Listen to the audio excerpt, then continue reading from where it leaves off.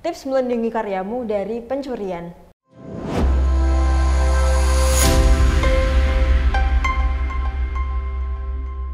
Sedih nggak sih kalau karya kita dicuri? Kayak kita tuh udah effort ya buat bikin sebuah karya, udah meluangkan waktu, tenaga buat membuat karya tersebut, tapi tiba-tiba dicuri, di repost tanpa adanya kredit. Sedih banget. Makanya untuk menghindari hal tersebut, aku ada beberapa tips untuk menghindari pencurian karya. Oke, yang pertama adalah menambahkan hak cipta. Nggak semua orang itu aware atau tahu mengenai hak cipta sebuah karya. Mereka kayak ngambil karya orang seenaknya. Nah, biar karya kita terlindung dari pencurian, ada baiknya kita mendaftarkan karya kita ke Haki. Yang kedua adalah menambahkan watermark di karya kita. Salah satu cara yang ampuh dan efektif untuk melindungi karya kita adalah dengan menambahkan watermark. Jadi kayak orang yang mau nyuri tuh kayak udah males gitu loh buat nyomot karya kita, karena di situ ada watermark atas nama kita.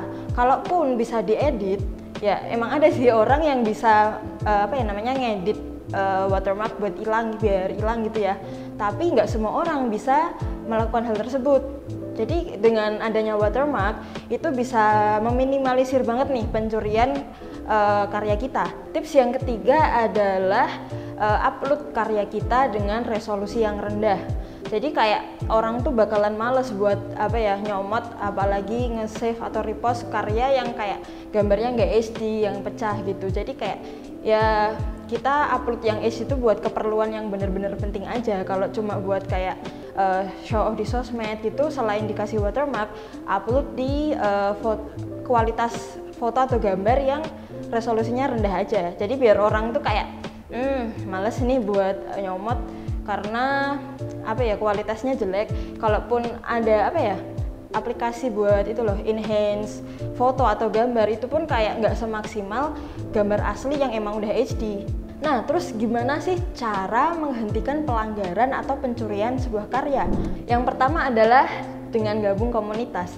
Nah, kalau kamu punya komunitas seniman atau mungkin desainer kayak gitu, besar kemungkinan kalau karyamu dicuri itu bakal banyak orang atau pihak yang bakal membantu kamu buat menindaklanjuti pelanggaran tersebut.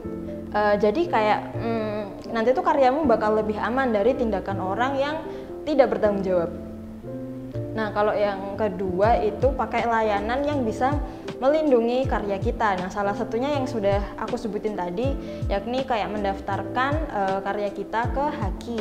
Jadi kalaupun ada misal kasus karya kita dicuri terus dikomersilkan tanpa adanya kredit atau izin atau bayar ke kita, nanti kita bisa nuntut ke mereka yang nyuri.